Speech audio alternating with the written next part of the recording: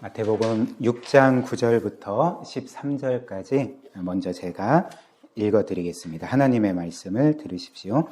그러므로 너희는 이렇게 기도하라. 하늘에 계신 우리 아버지여, 이름이 거룩히 여김을 받으시오며 나라가 임하시오며 뜻이 하늘에서 이루어진 것 같이 땅에서도 이루어지이다.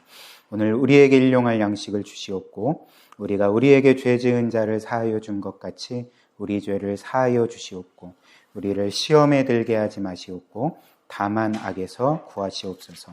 나라와 권세와 영광이 아버지께 영원히 있사옵나이다. 아멘. 마태복음 18장 21절부터 35절입니다. 그때 베드로가 나와 이르되 주여, 형제가 내게 죄를 범하면 몇 번이나 용서하여 주리이까? 7번까지 하오리이까? 예수께서 이르시되 내게 이르노니 7번뿐 아니라 7번을 70번까지라도 할지니라. 그러므로 천국은 그 종들과 결산하려 하던 어떤 임금과 같으니 결산할 때에 10,000달란트 빚진 자 하나를 데려오매 갚을 것이 없는지라. 주인이 명하여 그 몸과 아내와 자식들과 모든 소유를 다 팔아 갚게 하라 하니 그 종이 엎드려 절하며 이르되 내게 참으소서 다 갚으리이다 하거늘 그 종의 주인이 불쌍히 여겨 놓아보내며 그 빚을 탕감하여 주었더니 그 종이 나가서 자기에게 100데나리온 빚진 동료 한 사람을 만나 붙들어 목을 잡고 이르되 빚을 갚으라 하매 그 동료가 엎드려 간구하여 이르되 나에게 참아주소서 갚으리이다 하되 허락하지 아니하고 이에 가서 그가 빚을 갚도록 옥에 가두거늘 그 동료들이 그것을 보고 몹시 딱하게 여겨 주인에게 가서 그 일을 다 알리니 이에 주인이 그를 불러다가 말하되 악한 종아, 내가 빌기에 내가 내 빚을 전부 탕감하여 주었거늘 내가 너를 불쌍히 여긴과 같이 너도 너의 동료를 불쌍히 여김이 마땅하지 아니하냐 하고 주인이 노하여 그 빚을 다 갚도록 그를 옥졸들에게 넘기니라. 너희가 각각 마음으로부터 형제를 용서하지 아니하면 나의 하늘 아버지께서도 너희에게 이와 같이 하시리라. 아멘. 우리가 지난주에 일용할 양식을 구하는 기도 함께 살펴보았죠. 그래서 우리가 하나님께 늘 우리의 필요를 구할 때에 늘 기억해야 될 가장 중요한 사실이 있다 말씀을 드렸습니다. 우리가 이 주기도문으로 기도하고 우리의 필요를 하나님께 구할 때 우리가 가장 먼저 기도해야 될 바는 그 하나님께서 우리의 하늘 아버지가 되신다는 사실이었죠. 그래서 그 하나님께서 우리의 아버지가 되시고 우리는 그분의 자녀가 된다는 그 사실을 기억할 때에 우리는 그 두려움 없이 언제든지 하나님께 담대하게 나아가 자녀로서 우리의 필요를 구할 수 있다. 우리가 그렇게 말씀을 살펴보았습니다. 그리고 이는 우리의 이 일용할 양식을 구하는 기도뿐만 아니라 오늘 우리가 살펴보고 있는 이 죄 용서의 기도에도 그대로 적용이 되는 거죠. 그래서 우리는 늘 죄를 짓고 죄 용서가 필요한 사람들인데 우리가 하나님께 죄 용서를 구할 때는 이 세상 만물의 심판자이신 공의로운 하나님 앞에 벌벌 떨면서 죄 용서를 구하는 게 아니라는 것입니다.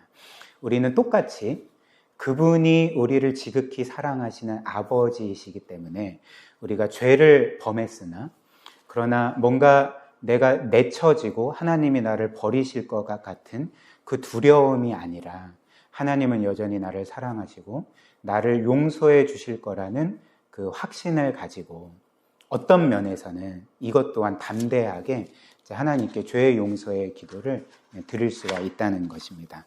따라서 저는 오늘 이 죄 용서의 기도에 대해서 그 3가지 부분으로 살펴보고자 하는데요. 첫 번째는 이 죄 용서의 필요성입니다. 우리가 왜 이 죄 용서의 기도를 늘 드려야 되는지. 그리고 두 번째는 죄 용서를 받은 사람의 의무를 살펴볼 거고요. 그리고 세 번째로는 죄 용서 받은 자가 누리는 그 평안함, 자유에 대해서 살펴보겠습니다. 그래서 첫 번째로 죄 용서의 필요성, 그리고 두 번째로는 죄 용서받은 자의 의무, 그리고 세 번째로 죄 용서받는 사람이 누리는 평안함, 이렇게 세 부분으로 차례대로 살펴보겠습니다. 첫 번째로 죄 용서의 필요성이죠. 이 죄 용서의 기도는 우리에게 굉장히 필요합니다. 이 세상을 살아가면서 가장 필요한 기도라 할 수가 있습니다. 우리가 계속 주기도문을 순서대로 살펴보고 있는데 사실 이 주기도문의 순서에 따르면 일용할 양식을 구하는 기도가 나오고 그 다음에 지금 오늘 이 기도, 죄 용서를 구하는 기도가 나오지 않습니까? 그리고 이 두 가지 기도는 어떤 면에서 짝을 이루는 기도라 할 수가 있습니다. 그래서 우리가 일용할 양식을 구하는 기도는 우리의 육신의 생명을 위해 필요한 것을 구하는 기도라면 이 죄 용서를 구하는 기도는 우리의 영적인 생명을 위해 필요한 것을 하나님께 구하는 기도를 할 수가 있는 거죠. 그래서 우리의 육신에 필요한 것, 우리의 영혼에 필요한 것, 이렇게 일용할 양식, 죄 용서, 이렇게 그 순서대로 우리는 기도한다는 것입니다. 그래서 이 죄 용서를 구하는 기도는 일용할 양식을 구하는 기도만큼 어떤 면에서 그것보다 더 중요한 거죠. 왜냐하면 우리에게 매일의 양식이 없으면 우리의 육신이 제대로 살아갈 수 없듯이 이런 죄 용서가 없으면 우리의 영혼은 하루하루 생명력을 갖고 온전하게 살아갈 수 없기 때문에 우리는 늘 이 주기도문대로 죄 용서의 기도를 하나님께 구해야 됩니다. 그래서 이에 대해서 그 초대교부였던 그 테르툴리아누스라는 사람이 있었거든요.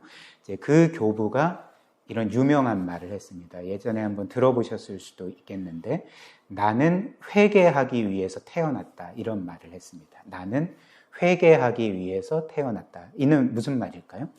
그러니까 나는 죄를 지을 수밖에 없고, 나는 태어났을 때부터 죽는 그 순간까지 죄를 회개하며 살아갈 수밖에 없다라고 이제 말을 했던 거죠. 즉, 우리는 매일 죄를 짓고, 그렇기 때문에 매일의 이 죄 용서의 기도, 회개의 기도가 없이는 이제 온전히 살아갈 수 없기 때문에 우리에게는 우리의 죄를 용서해 주십시오라는 기도가 절대적으로 매일매일 매 순간 필요하다는 거죠. 그래서 우리의 이런 영적으로 풍성한 삶, 생명력 있는 삶은 우리가 이 땅에서 어떻게 신앙생활을 하느냐에 따라 주어지는 것이기도 하지만 동시에 우리가 어떻게 신앙생활을 잘 하느냐뿐만 아니라 우리가 어떻게 회개의 삶을 잘 살아가느냐에 따라서 우리의 영적인 생명이 결정이 된다는 것입니다. 여러분들은 매일 회개의 삶을 살고 계십니까? 진실하게 회개하는 삶을 살아가고 계시나요? 혹시라도 죄를 지었는데 이런 회개를 미루는 삶을 살아가고 있지는 않습니까? 오늘 이 말씀이 우리에게 알려주는 바는 우리가 죄를 지을지라도 내가 이렇게 계속 똑같은 죄를 반복해서 짓는데 정말 이번만은 차마 하나님께 회개하지 못하겠다 이런 마음이 들 때가 있잖아요. 근데 하나님이 원하시는 것은 그게 아니라는 거죠. 우리가 어떤 죄를 지었든지 간에 우리는 즉시 하나님께 회개해야 되고 하나님께서는 그것을 원하시고 죄의 용서를 통해 다시금 우리의 이 신앙을, 우리의 영혼을 회복시키기를 원하신다는 것입니다. 이것이 이제 오늘 첫 번째 메시지고요. 그 다음 두 번째로, 그래서 이런 죄의 용서를 구하는 기도를 통해 이제 이 용서의 은혜를 받은 사람은 어떻게 살아가야 되는가? 즉, 죄의 용서를 받은 사람의 의무가 무엇인가? 죄 용서받은 사람의 의무, 우리의 신앙의 의무가 무엇일까요? 여러 가지가 있겠지만 그 중에 한 가지, 특별히 오늘 본문이 우리에게 알려주는 우리가 용서받은 자로서 마땅히 해야 될 일은 우리가 하나님께 무한한 용서를 받았기 때문에 우리 또한 우리에게 죄 지은 자를 용서하여 주는 거라는 거죠. 이것이 우리의 용서받은 자로서의 마땅한 의무라는 것입니다. 그리고 이는 오늘 우리가 보는 이 주기도문의 강구, 특별히 12절에 이 강구에서 잘 드러나거든요. 12절 말씀을 보면 우리 주께서는 우리에게 너희가 죄를 지을 때 우리의 죄를 용서해 주십시오라고 기도하라 명하시면서 우리에게 한 가지 앞서 기도해야 될 바를 알려주셨습니다. 그것이 무엇일까요? 그러니까 우리가 곧바로 하나님 나의 죄를 용서해 주십시오라고 하지 않고 그 전에 우리가 우리에게 죄 지은 자를 용서하여 준 것 같이 우리의 죄를 용서해 주십시오라고 이제 기도하라 명하셨다는 거죠. 그렇다면 주님께서는 왜 그냥 단지 우리의 죄를 용서해 주십시오라고 단도직입적으로 기도하라 말씀하시지 않고 그 앞에 우리가 우리에게 죄 지은 자를 용서하여 준 것 같이라고 먼저 기도하라, 그렇게 고백하라 말씀을 하셨을까? 주님의 의도는 무엇일까? 그러니까 주님께서는 우리가 죄의 용서를 구할 때마다 한 가지 분명한 사실을 우리에게 계속 기억하게 하시기를 원하셨다는 거죠. 그 사실은 무엇일까요? 우리가 하나님께 용서받은 자로서 다른 이들을 용서하는 삶을 살고 있는지를 먼저 기억하게 하시기를 원하셨기 때문에, 우리의 삶을 끊임없이 그렇게 확인하게 하시기를 원하셨기 때문에 죄 용서의 기도를 드리기 전에 우리가 우리에게 죄 지은 자를 지금 내가 용서하고 있는지, 그를 사하여 주고 있는지 그렇게 점검하도록 이 말씀을 우리에게 주셨다는 것입니다. 물론 여러분들이 이 말씀을 보실 때, 그리고 많은 사람들이 이 말씀을 이제 이런 식으로도 해석할 수 있을 것 같습니다. 처음에 주께서 우리의 죄를 용서해 주십시오 전에 우리가 우리에게 죄 지은 자를 용서하여 준 것 같이라고 말씀을 하셨으니까 이것은 우리가 하나님께 용서받을 수 있는 어떤 조건으로서 말씀을 하신 거구나. 그리고 우리가 이렇게 다른 이들을 용서할 때 하나님께 용서받을 수 있는 것이구나 라고 이렇게 생각을 할 수 있을 것입니다. 그러나 성경이 우리에게 강조하는 것처럼, 특별히 복음이 우리에게 늘 강조하는 바와 같이 우리의 죄의 용서는 사실 우리가 드리는 회개 기도를 포함한 우리의 어떤 선한 행위로서 결정되는 것이 아닙니다. 우리의 어떤 행위의 결과로서 우리가 죄의 용서를 받는 것이 결코 아니라는 거죠. 왜 그럴까요? 왜냐하면 만약 우리의 죄의 용서가 우리의 어떤 선한 행위의 결과로서 주어지는 것이라면 우리는 평생도록 단 한 번도 죄의 용서를 받을 수 없는 사람들이기 때문에 그런 거죠. 왜냐하면 우리는 늘 죄를 짓고 그리고 짓는 죄를 매일 반복해서 짓는 죄인들이기 때문에 그렇습니다. 보통 이 세상 사람들을 자신의 죄의 문제를 해결하기 위해서 내가 나의 죄의 문제를 해결하고 그리고 내가 믿는 신에게 죄의 용서를 받기 위해서는 내가 지은 죄보다 훨씬 더 많은 선한 행위를 하면 되겠구나 라고 생각하는 경향이 많은 것 같습니다. 그래서 이것을 이제 세상의 종교들은 보속행위라고 하죠. 그래서 내가 죄를 지었지만 이것보다 더 많은 선한 행위를 하면 신께서 나를 긍휼히 여겨줘서 그리고 나의 이런 선한 행위의 결과로 나의 이 모든 죄를 용서해 주겠지, 내 죄의 문제가 해결되겠지, 그러니까 이런 식으로 생각을 한다는 거죠. 그래서 우리가 이 세상에서 종종 볼 수 있는 게 꼭 종교의 영역에서뿐만 아니라 어떤 유명한 공인이 어떤 죄를 범하거나 사회적으로 무리를 일으키면 이제 자숙한다 하고 열심히 봉사활동도 하고 어찌됐든 선한 삶을 살려고 애쓰지 않습니까? 그리고 그것들을 대중에게 보여줘서 뭔가 이제 자신의 죄를 용서받으려고 하는 심리들이 사실 모든 사람들에게 있다는 거죠. 그것은 우리에게도 어느 정도 있다 생각을 합니다. 그러나 이런 식으로 우리의 죄의 문제가 결코 해결되지 않는다는 거죠. 말씀드렸듯이 한번 생각을 해보십시오. 우리의 선한 행위로서 우리의 죄를 덮을 수 있다고 하면, 그러면 우리는 죄를 짓는 것보다 선한 삶을 살아가는 그 횟수가 훨씬 더 많아야 되지 않겠습니까? 근데 실제로 우리의 삶을 보면 선한 삶을 살 때보다 죄를 지을 때가 훨씬 더 많다는 거죠. 그리고 우리의 선한 행위 자체도 우리의 이기적인 자기중심성과 욕심과 위성과 외식과 교만에 물든 뒤섞여 있는 그런 불완전한 선한 행위 아닙니까? 그래서 성경은 이런 이유로 이사야 64장 6절을 보면 이제 이런 말씀을 하는 거죠. 무릇 우리는 다 부정한 자 같아서 우리의 의는 다 더러운 옷 같다. 우리는 다 잎사귀같이 시들므로 우리의 죄악이 바람같이 우리를 몰아간다. 이렇게 말합니다. 즉, 한 사람이 할 수 있는 최대한의 선한 삶을 살아서 그가 하나님께 드릴 수 있는 최고의 의로움이라 할지라도 죄가 뒤섞여 있는, 하나님이 도저히 받을 수 없는 더러운 옷과 같다라는 거죠. 그렇기 때문에 우리는 결코 우리의 어떤 행위의 결과로 죄의 용서를 받을 수 있는 사람이 아니라는 것입니다. 그렇다면 우리는 어떻게 용서를 받을 수가 있을까요?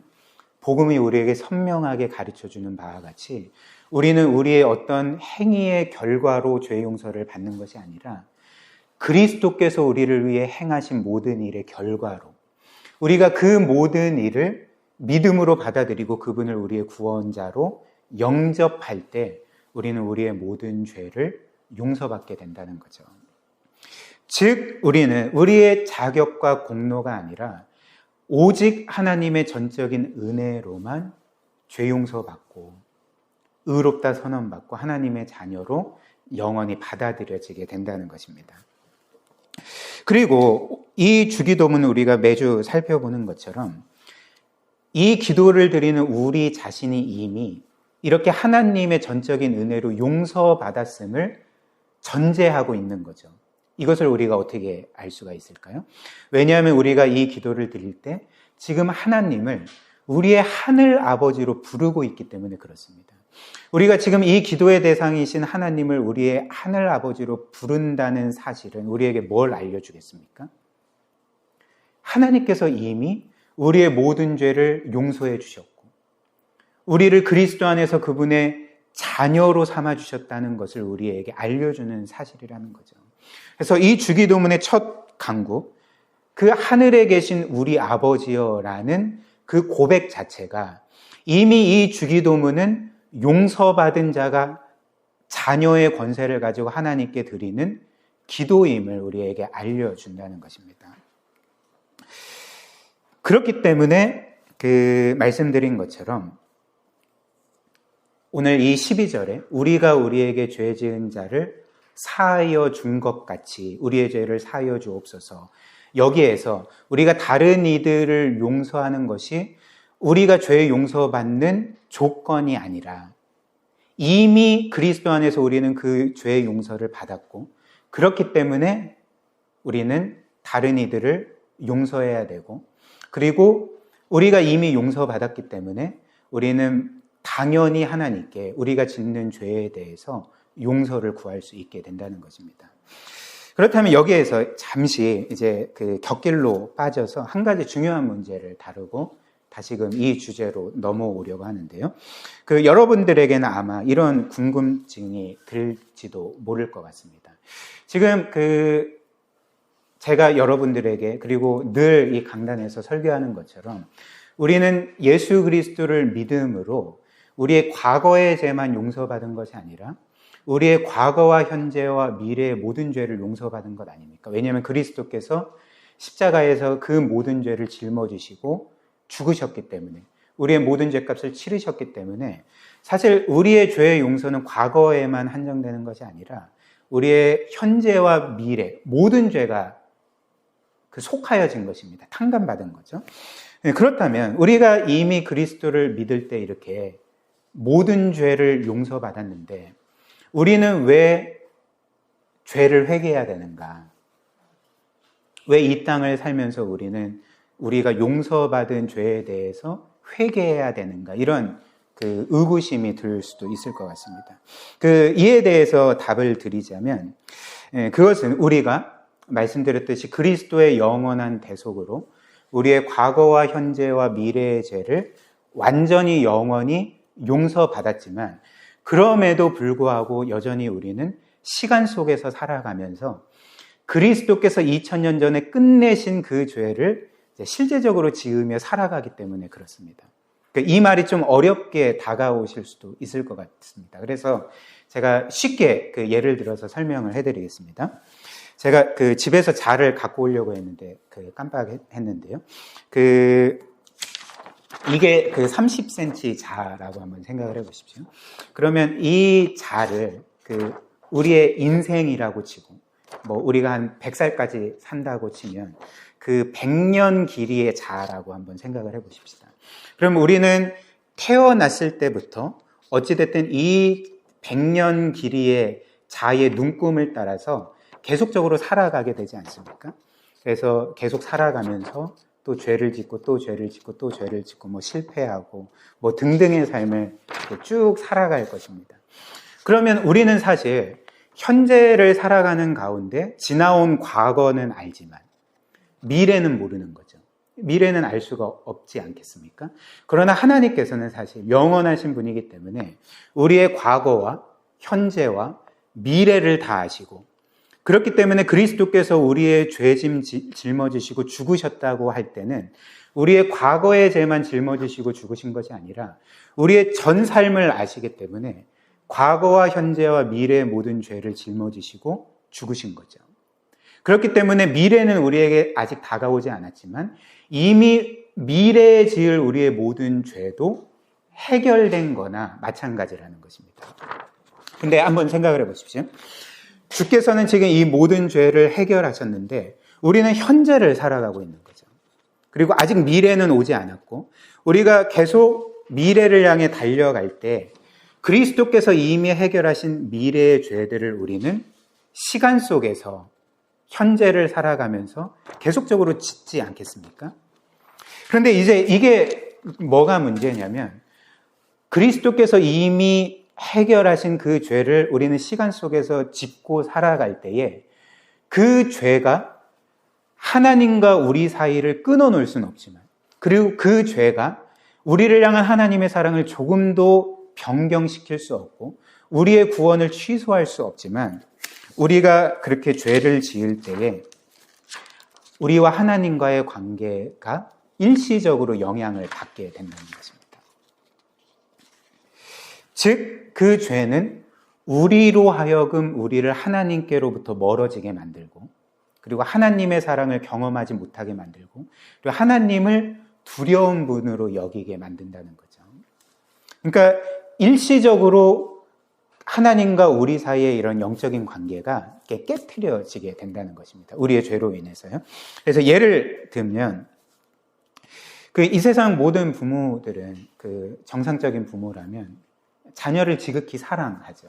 그래서 자녀가 어떤 큰 잘못을 범한다 할지라도 혼낼 수는 있지만 그 자녀에 대한 사랑을 이제는 끊고 갑자기 그 자녀를 증오한다거나 그 자녀를 호적에서 파버리는 일은 일어날 수가 없잖아요. 버려버리는 일은 일어날 수 없지 않겠습니까? 그러나 자녀가 죄를 짓고 똑같은 죄를 반복해서 짓는다면 그 자녀와 부모의 관계는 변함이 없지만 그 관계가 일시적으로 깨트려지게 되는 거죠. 소원해지게 된다는 거죠. 그리고 자녀는 그 전과 같이 쉽게 어떤 확신을 가지고 부모에게 다가갈 수 없게 되지 않겠습니까? 그러니까 똑같이 하나님과 우리의 관계도 마찬가지라는 거죠. 말씀드렸듯이 이 죄는 하나님의 사랑을 우리에게서 끊을 수 없지만 우리의 그 죄가 우리의 구원을 무효화시킬 수 없지만 우리는 여전히 하나님의 자녀고 하나님은 우리의 아버지이시지만 죄가 우리의 영혼에 영향을 주고 하나님과의 관계에 일시적으로 영향을 줘서 우리가 영적으로 피폐한 삶을 살게 만들고 하나님의 사랑을 경험하지 못하게 만들고 구원의 기쁨과 감격을 앗아가고 우리는 영적으로 공고한 삶을 살아갈 수밖에 없게 되는 거죠. 그렇기 때문에 우리는 뭘 해야 될까요? 회개해야 한다는 거죠. 이 회개한다는 의미가 나의 회개로 이 죄의 문제가 해결된다는 의미가 아니라 이미 그리스도의 십자가 죽음과 부활로 나의 죄는 해결이 됐는데 내 죄가 일시적으로 깨트려 놓은 이 하나님과의 관계가 회복되기 위해서 나는 어떻게 해야 됩니까? 그러니까 현재의 죄에서 돌이켜야 하는 거죠. 그 죄를 뉘우치고 그 죄에서 돌이켜서 하나님께로 돌아가야 한다는 것입니다. 그래서 다시금 하나님의 사랑을 경험하고 그분이 나를 구원하셨다는 그 구원의 확신과 기쁨과 감격을 회복해야 된다는 거죠. 이것을 우리에게 가져다 주는 것이 바로 매일매일 우리가 하나님께 드리는 이 회개의 기도라는 것입니다. 이해되시죠? 네. 그래서 이제 다시 원래 주제로 돌아와서, 그렇다면 이제 우리가 우리에게 죄 지은 자를 사하여 준 것 같이라는 의미는 이제 분명해진 거죠. 계속 이제 말씀드렸듯이 이것은 우리가 다른 이들을 용서해야 내가 용서받는다는 의미가 아니라 그리스도 안에서 나는 이 무한한 죄, 셀 수 없이 많은 죄악들을 용서받았기 때문에 용서받은 자로서 내게 죄를 지은 자를 용서해야 된다라는 것. 그것이 우리의 신앙의 의무라는 것을 오늘 주님께서는 말씀해 주시고 우리에게 그 용서의 삶을 살라 촉구하고 계시는 것입니다. 그리고 이것을 이제 잘 보여주는 것이 우리가 읽은 마태복음 18장에 1만 달란트 탕감받은 종의 비유가 되는 거죠. 그래서 우리가 설교 시작할 때 읽은 이 마태복음 18장을 보면 어느 날 베드로가 예수님께 다가와서 이런 질문을 했습니다. 예수님, 어떤 한 사람이 나한테 죄를 범할 때 내가 그 사람을 몇 번까지 용서해 줘야 됩니까? 한 7번까지 용서해 주면 좀 괜찮을 것 같은데, 충분할 것 같은데.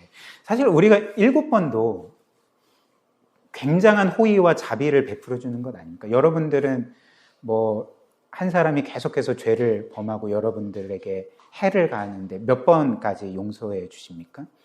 사실 7번까지 용서해 주는 것도 굉장히 거의 이 세상에서는 흔히 볼 수 없는 호의를 베풀어 주는 것 아니겠습니까?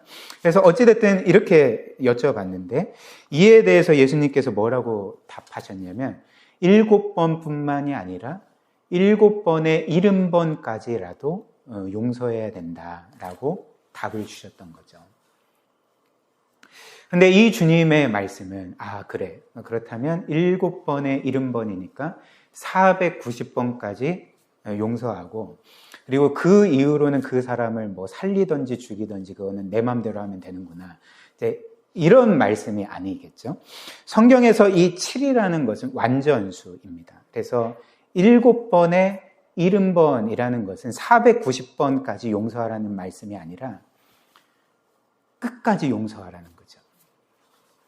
정말 내가 할 수 있는 만큼 최선을 다해 끝까지 신실하게 영원토록 용서하라고 말씀하신 것이 7번씩 70번까지 용서하라는 이제 말씀이었던 거죠.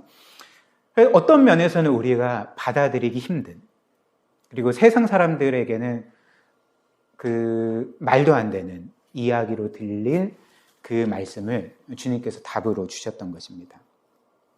그래서 주님께서는 이렇게 우리가 끝없이 용서해야 된다는 것을 이제 한 가지 비유로서 이제 확실하게 가르쳐 주시는 거죠. 그게 오늘 우리가 읽은 1만 달란트 탕감받은 종의 비유가 됩니다.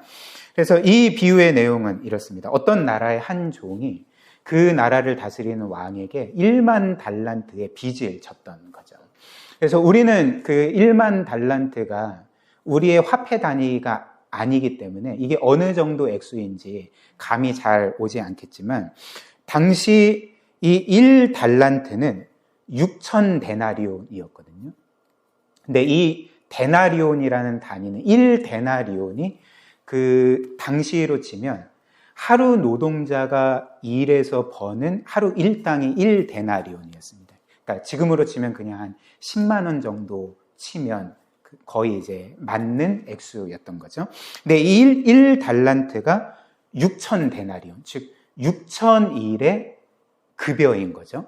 근데 1달란트가 아니라 지금 이 종이 왕에게 빚진 액수가 1만 달란트인 것입니다. 그러니까 상상할 수도 없는 액수인 거죠.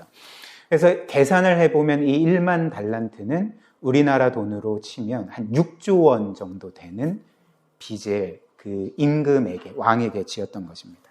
그래서 어떻게 했을까요? 자, 이 종이 왕에게 1만 달란트를 빚졌는데 그것을 갚지를 못하니까 왕은 1만 달란트의 피해를 본 것 아닙니까? 그래서 이제 그 종을 심판하고 큰 벌을 내리던 차에 이 종이 이제 울면서 비는 거예요. 제발 용서해 주십시오. 제발 저와 제 가족들과 제 아이들을 살려주십시오. 라고 이렇게 간청을 했을 때에 이 왕이 이 종을 불쌍히 여겼다. 이렇게 주께서 말씀하시고, 그래서 놀랍게도 이 6조 원 정도 되는 1만 달란트의 빚을 그냥 아무 조건 없이 탕감해 주었던 것입니다. 그렇다면 이제 일단 여기까지 우리가 보면, 일단 이 비유의 전반부의 내용은 주께서 우리에게 뭘 가르쳐 주시는 것일까요? 지금 이 비유의 전반부의 내용은 사실 하나님께서 우리에게 베풀어 주신 죄의 용서가 어떤 것인지를 우리에게 알려주는 비유의 말씀이라 할 수가 있는 거죠. 무슨 말일까요? 그러니까 하나님께서 우리를 용서해 주신 것이 마치 우리가 하나님께 1만 달란트 빚진, 정말 상상도 할 수 없는 액수를 빚진 것과 같은데 하나님은 그것을 아무 조건 없이 탕감해 주셨다는 것. 이것이 우리가 받은 죄의 용서라는 것을 주님이 우리에게 알려주시는 거죠. 그리고 사실 오늘 12절 이 주기도문 강구, 우리가 우리에게 죄 지은 자를 용서하여 준 것 같이 우리의 죄를 용서해 주십시오에서 이제 성경을 보면, 개역개정 성경을 보면 이 12절에 각주 2번이라고 달렸을 것입니다. 그리고 그 각주 2번을 보면 제가 페이퍼에도 적어드렸는데요. 원래 헬라어 원문이 뭐냐면 우리가 우리에게 빚진 자를 탕감하여 준 것 같이 우리의 빚을 탕감하여 주십시오라는 기도였거든요. 그러니까 예수께서 실제로는 죄의 용서가 아니라 빚 탕감을 말씀을 하셨던 것입니다. 그럼 이는 우리에게 알려주는 바가 무엇일까요? 그러니까 성경이 그 죄를 정의할 때 그 죄는 마치 우리가 하나님께 빚진 것과 같은, 그래서 반드시 그 죄의 대가를 치러야 되는 성격임을, 즉 그 죄는 하나님께는 우리가 갚아야 될 빚임을 우리에게 알려주는 말씀이라 할 수가 있는 거죠. 그렇다면 하나님은 이 빚과 같은, 라이트가 아니라 뎁트예요. 발음이 힘들어서. 이 빚과 같은 우리의 죄를 어떻게 용서해 주셨을까? 오늘 이 말씀처럼 하나님은 그래, 너가 나에게 너의 죄가 1만 달란트와 같이 정말 너무나도 크고 중하지만 그냥 내가 그거 없던 일로 해줄게. 그냥 아무 일도 없었던 것처럼 그렇게 여겨줄게. 라고 하면서 우리를 용서해 주셨을까요? 그렇지 않죠. 제가 몇 주 전 설교에서 말씀드린 것처럼 만약 하나님께서 그냥 모든 죄인들의 죄를 용서해 주실 때, 그래, 내가 너를 불쌍히 여기니까 그냥 눈 감아 줄게. 없던 일로 해줄게. 라고 하면서 어떤 면에서는 그냥 죄의 용서를 마치 무차별적으로 배포하시는 것처럼 이 세상 모든 사람들의 죄를 용서해 주신다면, 하나님께서는 그분이 창세 때 이 세상에 세우신 도덕 질서를 스스로 무너뜨리는 꼴이 될 것입니다. 그러니까 이 세상은 엉망진창이 될 거죠. 이 세상은 불의한 세상이 될 것입니다. 그런 식으로 하나님이 용서해 주신다면. 그러니까 하나님은 우리를 그런 식으로 용서해 주실 수가 없는 거죠. 하나님은 우리를 용서해 주실 때 그분이 이 우주 만물에 세우신 공의의 질서를 세우시는 방식으로 우리의 죄를 용서해 주셨어야 되는데, 이제 그 방법이 무엇입니까? 바로 하나님은 우리가 하나님께 갚아야 될 그 죄의 빚을 하나님이 대신 감당하셨다는 거죠. 우리가 갚아야 되는데 하나님이 우리 대신 그 값을 치르시고 희생을 감당하셨다는 것입니다. 그렇다면 하나님께서 우리의 죄의 빚을 탕감해 주시기 위해서 그분이 끌어안으신, 그분이 감당하신 희생 대가가 무엇일까요? 그분의 아들이었던 거죠. 그분의 사랑하시는 독생자 예수 그리스도의 생명이었다는 것입니다. 그 생명값을 우리의 빚을 대신 탕감하는 그런 대가로 치르셔서 우리를 구원하셨다는 것입니다. 오늘 이 1만 달란트 탕감받은 비유에서도 이 사실이 분명히 나타나는 거죠. 왕은 이 1만 달란트 빚진 종을 탕감해 주었을 때 그냥 내가 눈 감아 줄게, 이런 식으로 그 일을 처리할 수가 없었습니다. 이 왕이 그 종의 1만 달란트 빚을 탕감해 줬다는 것은 무엇을 의미하냐면 그 1만 달란트의 피해를 그가 고스란히 감당했다는 것을 의미한 거죠. 그런 희생을 치렀다는 것을 의미하는 거죠. 그 종을 용서하기 위해서는 그만큼의 엄청난 희생과 아픔과 고통을 그 왕 스스로가 겪었어야 됐음을, 그래야지만 그 종이 해방될 수 있었음을 우리에게 알려주는 것 아닙니까? 하나님이 우리 각자를, 여러분들을, 그리고 저를 용서해 주시기 위해서 그런 무한한 희생을 치르셨다는 것, 그 아들을 죽이셨다는 것, 그래서 우리의 모든 죄값을 완벽하게 치르셨다는 것을 오늘 이 비유를 통해 우리에게 말씀해 주고 있는 거죠. 정말 너무나도 놀랍지 않습니까? 우리가 그런 존재라는 것, 우리와 같은 죄인을 구원해 주시기에 하나님께서 그런 희생을 치르셨다는 것, 우리는 그런 희생으로서 구원받은 사람들이라는 것을 우리는 늘 기억하며 살아가야 한다는 거죠. 그런데 이제 이어서 놀라운 충격적인 사건이 펼쳐지죠. 이렇게 정말 상상도 할 수 없는 액수의 1만 달란트를 탕감받은 이 종이 곧바로 구원받자마자, 자유함을 얻자마자 했던 일이 무엇일까요? 그 종은 이제 왕궁에서 나오자마자 자신에게 과거에 100데나리온 빚졌던 종을 만나게 됩니다. 100데나리온이라고 하면 아까 제가 말씀드린 것처럼 1데나리온이 약 한 10만 원 정도 된다고 말씀드렸잖아요. 그러니까 100데나리온은 1000만 원 정도 되는, 어떤 면에서는 큰 액수죠. 근데 자신에게 100데나리온 빚진, 1000만 원 정도 빚진 또 다른 종을 만났고, 그 종이 자신에게 빚진 것을 갚지 않자 이 종은 어떻게 했습니까? 그 사람을 이제 험하게 대하는 거죠. 이제 분노하고, 오늘 성경을 보면 목을 잡고, 그리고 그 종이 자신에게 그 1000만 원의 액수를 갚지 못하자 옥에 가둬버리는 거죠. 그리고 갚을 때까지 그를 괴롭히는 그런 일들을 이 종이 행했던 것입니다. 그래서 이런 소식을 결국은 왕이 듣게 되고, 왕은 이제 분노하게 됩니다. 그래서 다시금 그 1만 달란트 탕감받은 자, 그 종을 불러서 내가 너에게 이런 무한한 용서를 베풀었는데, 너를 구원해 주었는데 너는 너에게 100데나리온 빚진 자를 탕감해 주지 않느냐 하면서 그 종을 다시금 옥에 가두는 것으로 이 비유의 이야기가 끝나는 거죠. 그렇다면 이 말씀의 핵심은 무엇일까요? 우리가 이렇게 다른 이들을 용서하지 않으면 하나님이 우리를 용서하시는 것을 취소하신다는 말씀일까요? 그런 말씀이 아니라, 이 말씀의 핵심은 우리가 정말 이 종과 같이 1만 달란트의 빚을 탕감받은 자라는 것을 정말 믿는다면, 깨닫는다면, 정말 그 하나님의 아들의 희생으로서 우리가 구원받았다는 것, 용서받았다는 것을 우리가 정말 믿고 기억한다면, 우리는 마땅히 우리에게 죄를 지은 자를 용서해 주어야 된다는 것, 그를 탕감해 줘야 된다는 것, 그를 자유하게 해줘야 된다는 것을 우리에게 깊이 새기게 하는 말씀이라 할 수가 있는 거죠.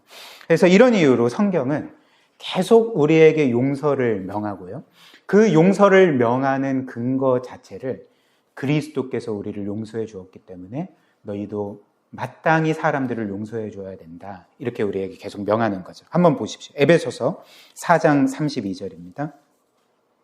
서로 친절하게 하며 불쌍히 여기며 서로 용서하기를 하나님이 그리스도 안에서 너희를 용서하신가 같이 하라. 또 골로새서 3장 13절 누가 누구에게 불만이 있거든 서로 용납하여 피차 용서하되 주께서 너희를 용서하신 것 같이 너희도 그러하고 이렇게 말씀을 하는 거죠. 그렇기 때문에 오늘 이 주기도문에 예수께서 우리에게 명하신 것처럼 너희는 우리의 죄를 용서해 주십시오라고 하나님께 구하기 전에 우리가 우리에게 죄 지은 자를 용서하여 준 것 같이라고 꼭 기도해라. 그래서 지금 너희의 삶을 돌아보고 너희가 하나님이 너희에게 베푸신 용서에 따라서 다른 이들을 용서하고 있는지, 다른 이들의 빚을 탕감해 주고 있는지, 그래서 너가 내게 베푼 사랑을 남들에게도 흘려보내고 있는지를 늘 확인하고 기억하고 용서를 실천하는 삶을 살아야 한다. 바로 이것이 오늘 이 말씀을 주신 주님의 진짜 의도라 할 수가 있는 거죠. 사랑하는 여러분, 오늘 말씀처럼 우리는 사실 이런 1만 달란트 정도 탕감받은 자가 아닙니다. 그것도 놀랍지만 우리의 죄는 사실 1만 달란트 정도가 아니라 예수 그리스도께서 십자가에 죽으셔야 할 만큼 크고 중요한 것이었다는 거죠. 그러나 하나님께서 이런 놀라운 용서를 우리에게 베풀어 주셨다면 우리도 우리에게 죄 지은 자들을 마땅히 용서해야 되는 것 아니겠습니까? 오늘 주님의 이 말씀처럼 우리가 받은 용서를 늘 기억하며 다른 이들을 용서하는 삶을 살았으면 좋겠습니다. 그리고 마지막 세 번째로 이제 용서받은 자가 누리는 영혼의 평안함과 자유입니다. 우리가 앞에서 본 것처럼 하나님께서 우리를 용서하시고 용서를 명하신 것은 그것이 이제 우리의 의무이기 때문에 명하신 것 아닙니까? 그러나 오늘 주님께서 우리에게 죄의 용서를 구하기 전에 너희가 남들을 용서하는 삶을 살아가고 있는지를 이제 확인하라 명하신 것, 다른 이들을 용서하라 명하신 것에는 이제 또 다른 중요한 이유가 있습니다. 그것은 무엇이냐면 우리가 다른 이들을 용서할 때만이 영혼의 진정한 평안과 자유함을 누릴 수 있기 때문에 그런 거죠. 이를 바꿔 말하면 어떻게 될까요? 우리가 하나님께 놀라운 용서를 받았다 할지라도 우리가 우리에게 죄 지은 사람을 용서하지 않는다면, 여전히 복수심에 불타오르는 삶을 살아가게 된다면 우리는 결코 영혼의 평안도 누릴 수 없고 자유함을 경험할 수 없다는 것입니다. 이것이 성경이 우리에게 알려주는 분명한 사실이라는 거죠. 그래서 이는 우리가 꼭 성경이 아니더라도 우리가 일반적으로 좀 어느 정도 생각을 하면 당연히 내릴 수 있는 결론이 아닙니까? 한번 생각을 해보십시오. 우리가 이렇게 놀라운 하나님의 용서를 받았음에도 불구하고 여전히 우리에게 미워하는 사람이 있다면, 증오하는 사람이 있다면, 정말 도저히 용서할 수 없는 사람이 있다면 우리는 어떤 마음으로 살아가게 될까요? 일단 그를 계속 미워하겠죠. 그러니까 증오하겠죠. 그리고 그가 어찌됐든 최대한 이 세상에서 잘못되기를 바라겠죠. 저 사람 좀 망했으면 좋겠다 이런 생각으로 살아가겠죠. 그리고 그 사람이 나의 바람과는 달리 인생이 잘 돼요. 뭐 하는 일마다 다 성공해요. 그러면 어떻게 되겠습니까? 나는 더 분노하게 되겠죠. 더 억울하게 되겠죠. 더 증오심에 불타게 되지 않겠습니까? 그래서 여러분들이 아마 와신 상담이라는 말 들어보셨을 수도 있겠습니다. 과거 춘추 전국시대, 중국의 춘추 전국시대에 생긴 말인데, 와신 상담이라는 말이 무엇입니까? 그러니까 나의 아들을 죽인, 제가 정확히는 기억이 안 납니다, 그 내용이. 근데 나의 철천지 원수에 대해서 내가 원수를 갚아야 되는데, 복수를 해야 되는데, 그 복수하는 그 날까지 나는 편안히 지낼 수 없다 해서 와신 상담, 땔감에서 매일 자고, 그리고 그 씁쓸한 그 쓸개의 맛을 매일 보는 거죠.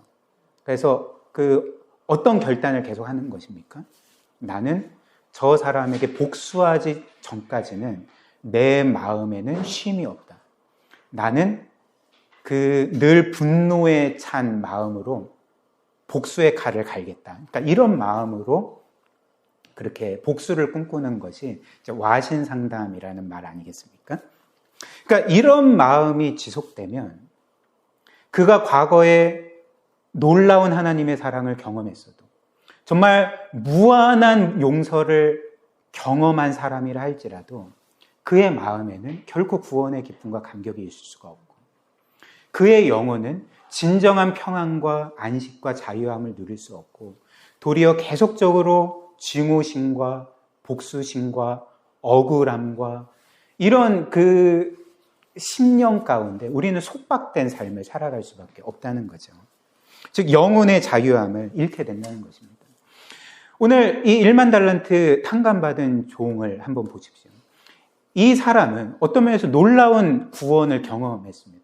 1만 달란트의 빚을, 그 정말 엄청난 죄를 정말 은혜로서 용서받은 사람 아닙니까?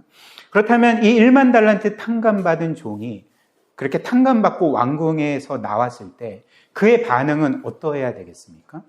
구원의 기쁨, 구원의 감격, 이 놀라움, 정말 벅차오르는 그 기쁨과 감사함과 감격이 있지 않겠습니까? 마땅히 그렇게 했어야 됐음에도 불구하고 오늘 이 1만 달란트 탕감받은 종이 보인 모습이 무엇일까요? 곧바로 자신에게 100달란트, 100데나리온 빚진 자가 그 빚을 갚지 못할 때에 분노에 찬 모습으로 그의 목을 잡고 그를 옥에 가둬버리는 거죠. 여기에 영혼의 평안함이 있을까요? 영혼의 자유함이 보입니까? 구원의 기쁨과 감격을 우리가 찾을 수가 있습니까? 그렇지 않고 이 사람 또한 이런 복수심과 증오심과 억울함과 교만에 의해서 사로잡힌 속박된 모습을 보여주는 거죠. 이렇게 우리는 용서하지 않으면 이런 구원의 진정한 평안함과 자유함을 결코 누릴 수가 없게 되는 거죠. 물론 어떤 사람은 이런 식으로도 말할 수 있을 것 같습니다. 내가 이렇게 나에게 죄를 지은 자를 아무 조건 없이 용서해 주면 그렇다면 공의는 누가 세우는가? 그리고 나의 억울함은 누가 풀어주는가? 이런 또 반론을 제기할 수 있지 않겠습니까? 그리고 이런 면은 어떤 면에서 지극히 당연한 태도, 반응이라 할 수가 있을 것 같습니다. 그런데 성경은 누가 나의 억울함을 풀어주는가?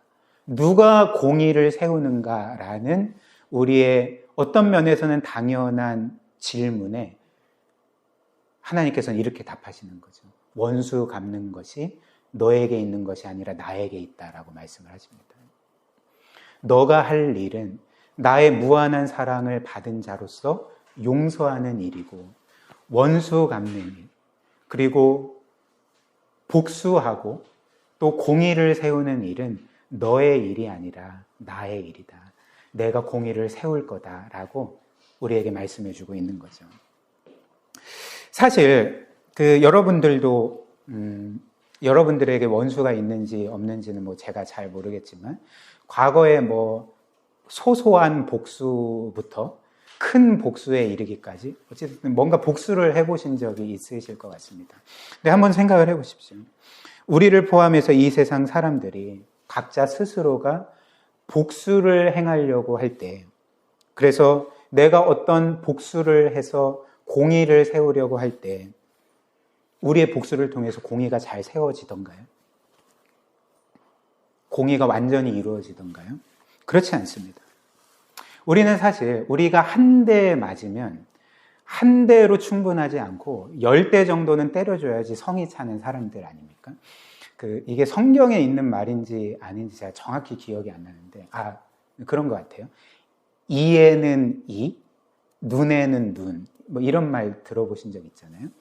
근데 우리는 사실 이에는 이, 눈에는 눈으로 만족하는 사람이 아니라 이에는 눈, 코, 입, 이빨, 온 몸과 아무튼 최대한 저 사람이 만신창이가 될 때까지 때려줘야지만 우리가 만족하고 속이 풀리는 사람들 아닙니까?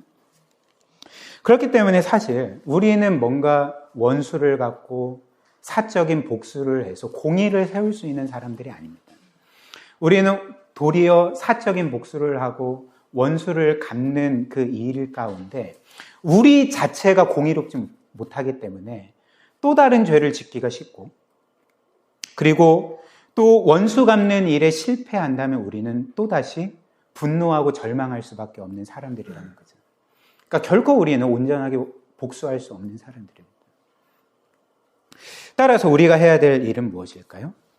오늘 하나님께서 우리에게 말씀하신 것처럼 원수 갚는 일이 우리에게 속한 일이 아니라 하나님께 속한 일임을 기억하며, 하나님께서 결국 이 세상 만물 가운데 공의를 세우시고, 그리고 나의 이런 모든 억울함들을 풀어주실 것을 확신하면서 나는 하나님께서 나의 모든 죄를 영원히 용서해 주셨기 때문에, 나는 무한한 죄를 탕감받은 자이기 때문에 우리는 우리가 해야 될 일을 하면 되는 거죠.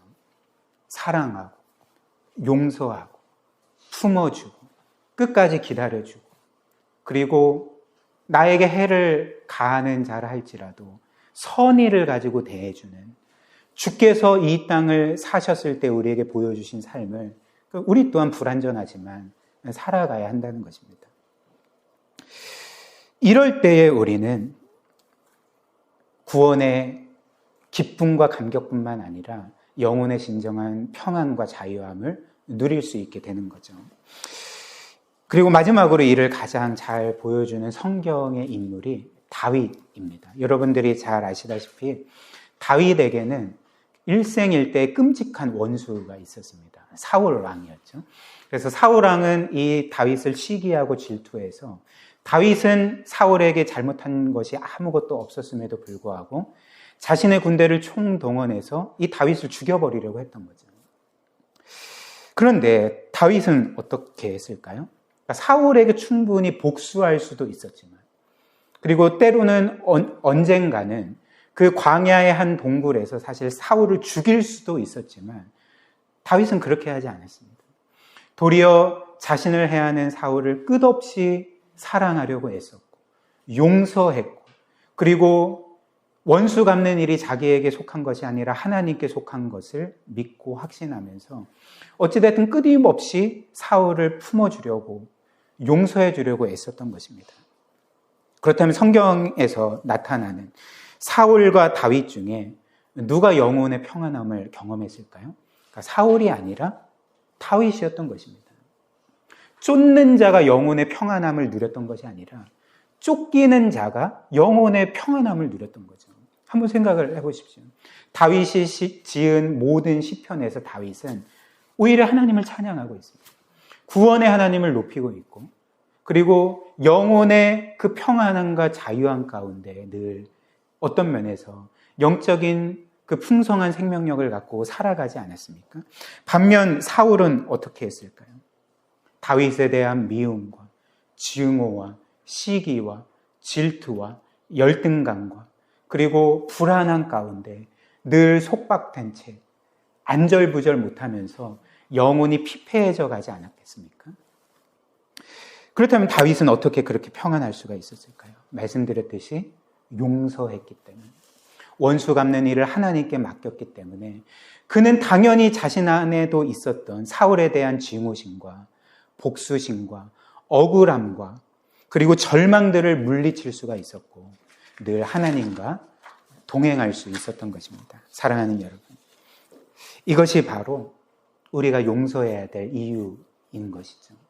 우리가 용서받았기 때문에 용서해야 되고, 그리고 이 용서 자체가 우리에게 이런 가장 큰 영적인 복과 은혜와 평안함을 안겨다 주기 때문에 우리는 다른 이들을 용서해야 한다는 것입니다. 오늘 이 말씀을 기억하며, 특별히 우리가 받은 그 하나님의 놀라운 사랑과 은혜와 용서를 늘 기억하며 용서를 베푸시는 그런 복된 삶 살아가시기를 주님의 이름으로 축복합니다.